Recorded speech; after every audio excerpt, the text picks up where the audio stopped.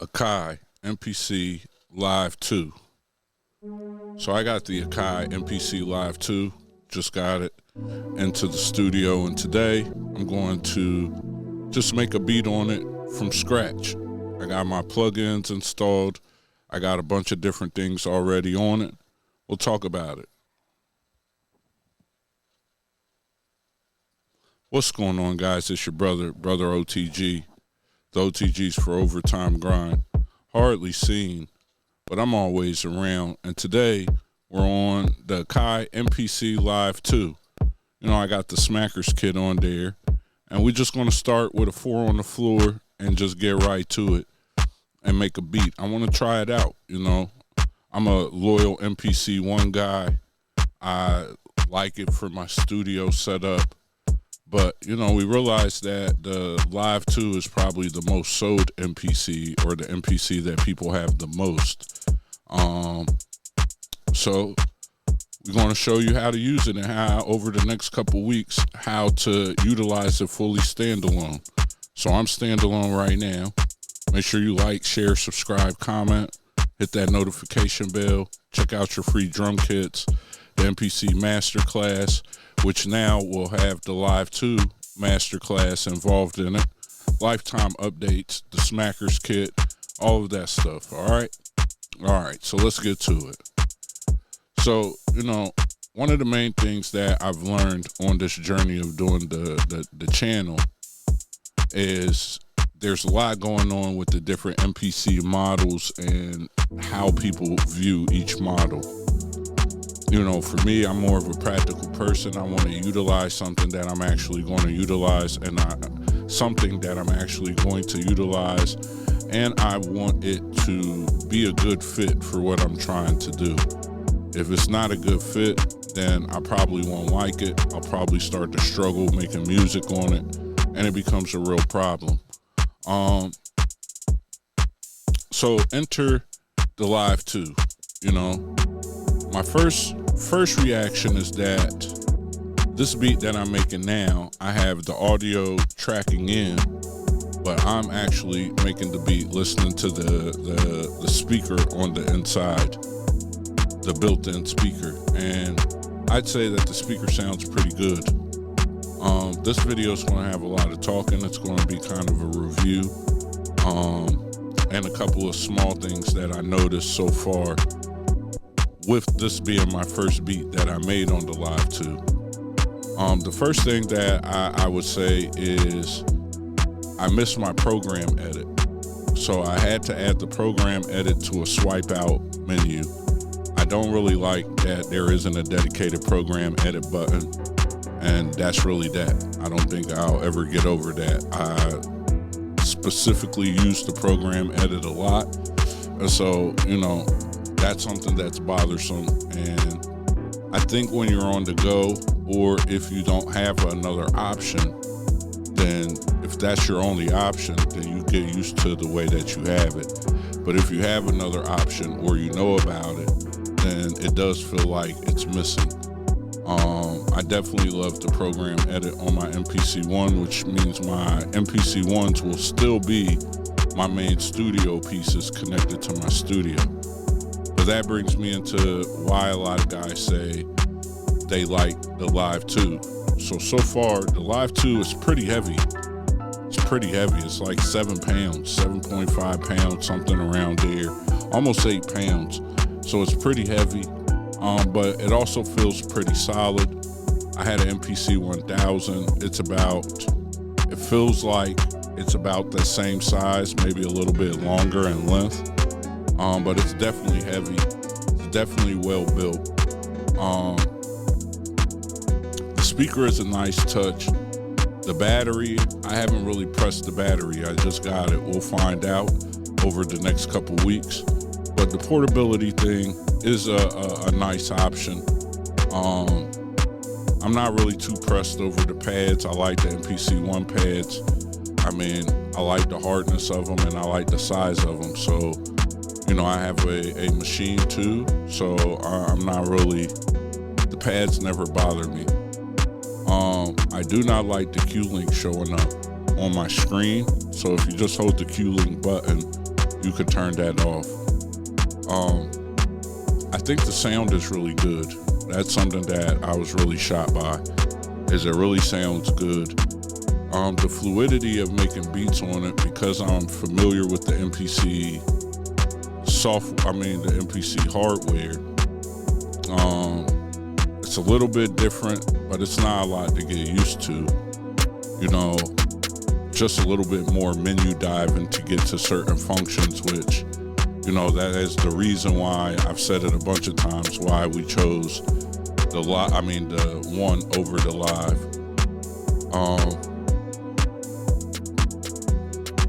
Outside of that, I mean, it's just an MPC, and it's super dope. It's got a good feel to it.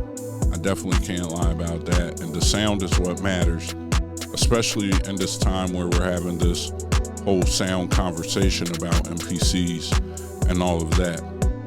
Make sure you like, share, subscribe, comment. Make sure you check out the masterclasses. Make sure you check out the Smackers kit. That's the kit you're listening to right now.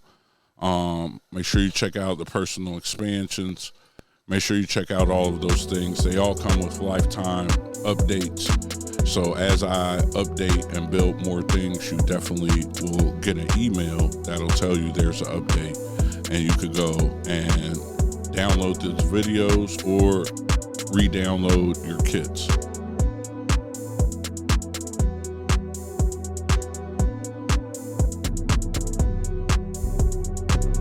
Sorry about the shaking the video. I had to rearrange my desk some, and I didn't really know that I had a wire that was making the table shake. Won't be any shake in the next videos for sure.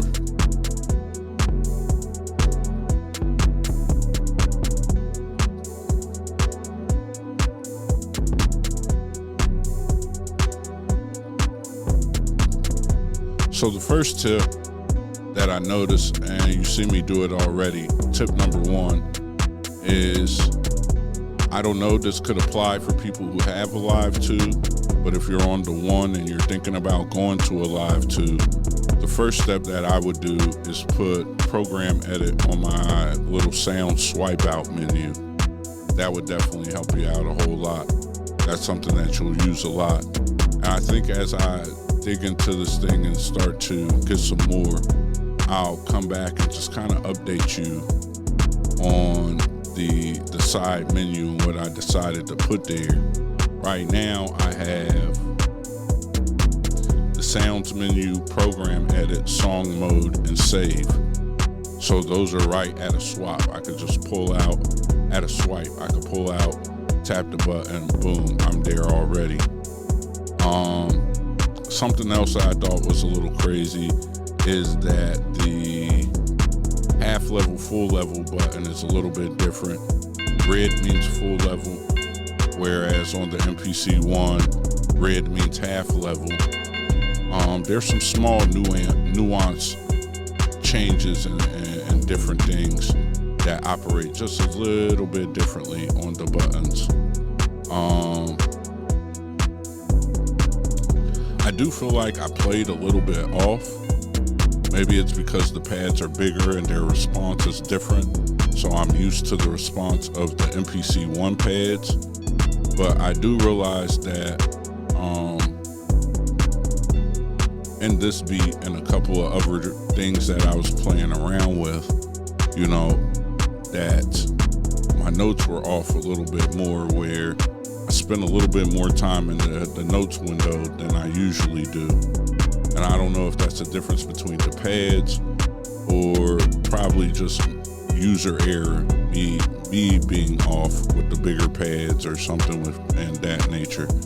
We'll figure it out though, but that's something else that I noticed.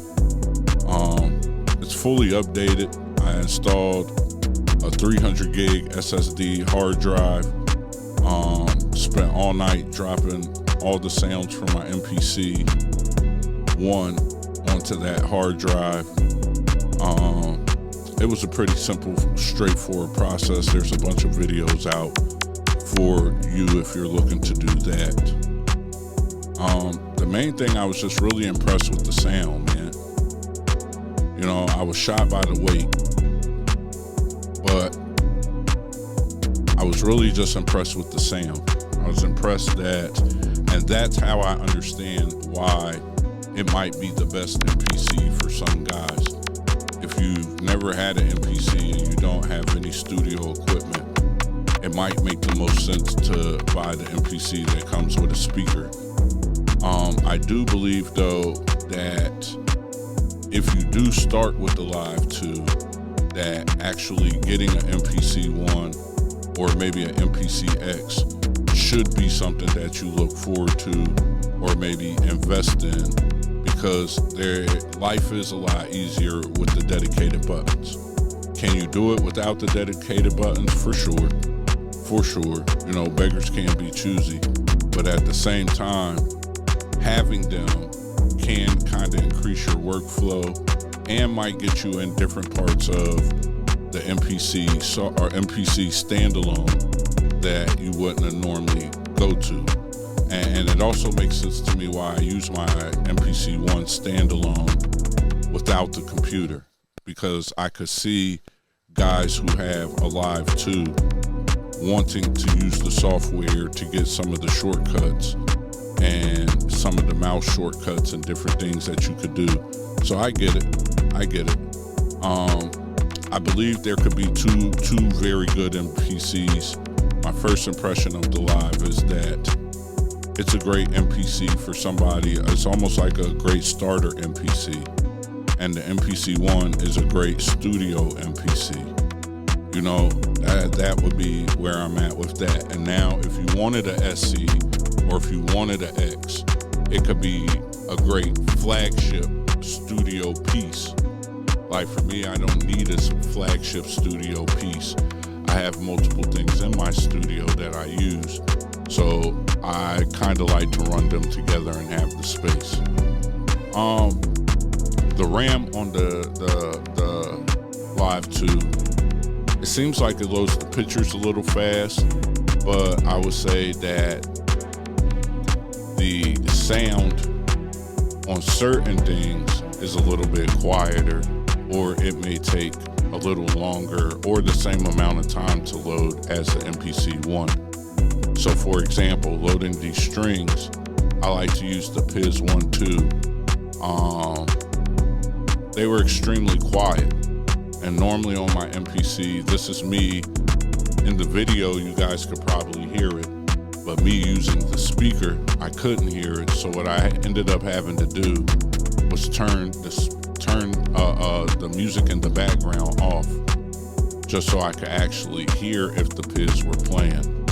I don't know if that means they got a better representation from the monitors on the MPC, or if, I don't really know what that's about. But that was something that I noticed with one of the plugins. See, so you could hear it, and I had to crank the volume up so you could really hear it. And that felt a little strange. I make a lot of videos. You've never seen me have to crank the knob up that high to actually hear the strings. So, you know, I don't know if that has something to do with the speaker or if that has something to do with my monitors, you know, so that's something that we'll figure out over the next couple weeks as well.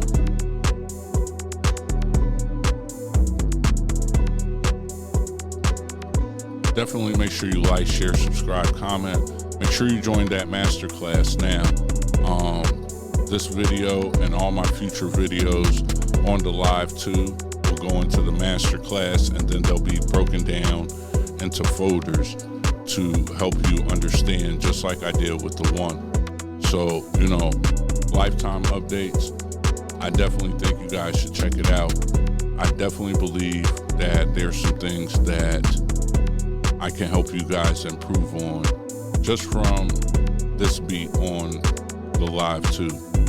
You know, I could show you some of the things that I was doing on the MPC-1 and how to do those same things on the Live 2 with the lesser amount of buttons.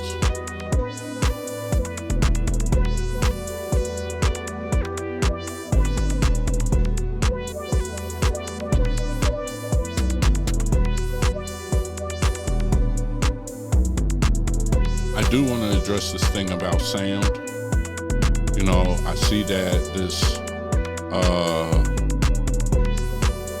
I could see that this is starting to get out of hand with these machines sound like this and these machines sound like that.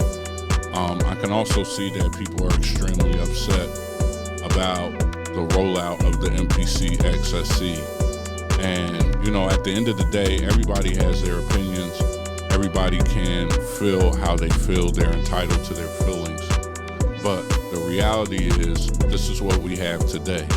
And right now, somebody is making a banging beat on the most trash setup you ever seen in your life. And they're making it happen.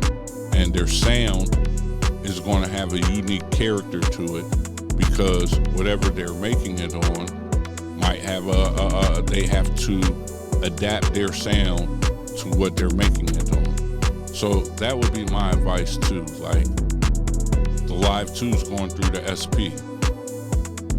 Just because it's not on the screen doesn't mean that's not how it's routed, you know, but I'm not hearing that. You guys are hearing the sound coming through the SP. I'm hearing the raw sound from the MPC from the internal speaker. So when I listen to the video versus what I listen to in the speaker, you can hear a slight character, but that's because it's all cramming through a channel and going out a different way. So, you know, it's not the machine's responsibility to build your sound. The machine has a sound, but it's really up to you to kind of harness the capabilities of these machines. Be creative with some of your audio chains and your processing, and finding a sound that you personally like. When you find a sound that you personally like, that you think defines your sound, now it doesn't matter if people like it or don't like it, long as you like it.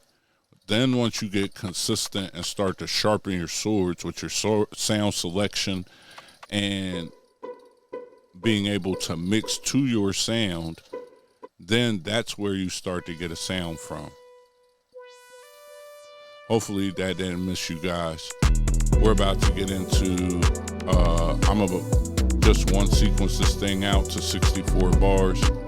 And then what I'm going to do is do my track mutes.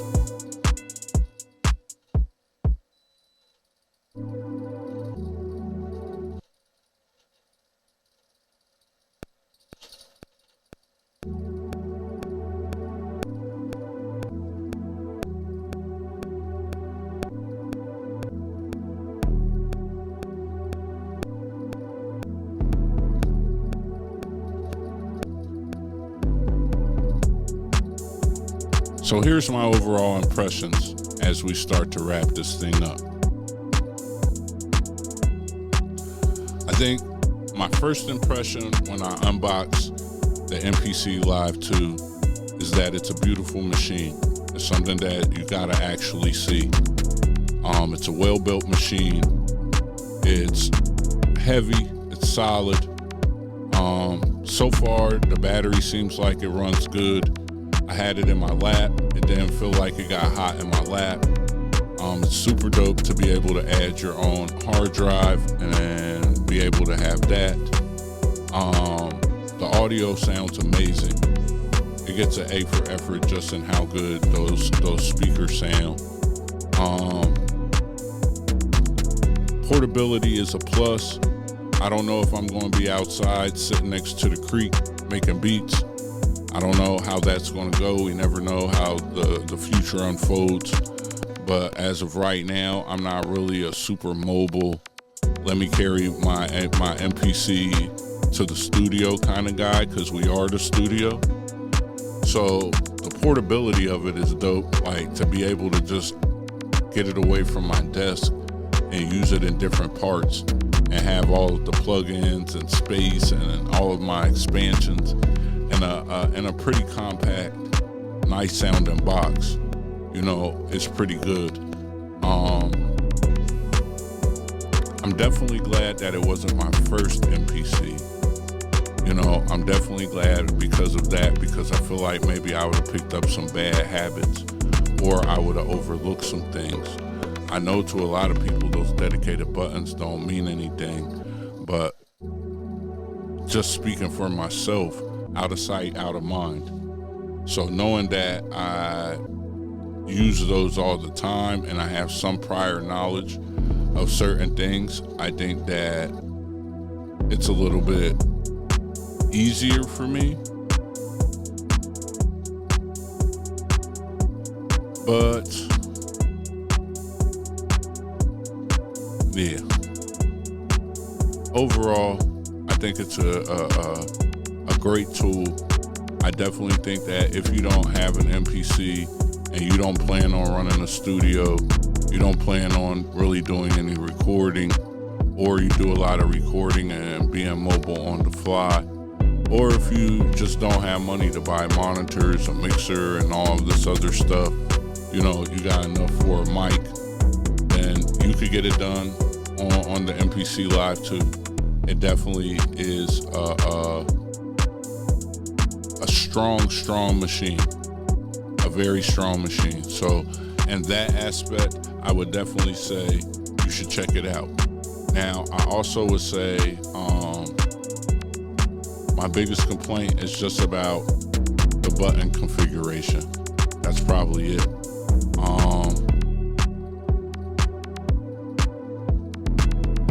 Now overall, I think that's about it. You can see I made a beat. It took me probably about 10 minutes longer than normal.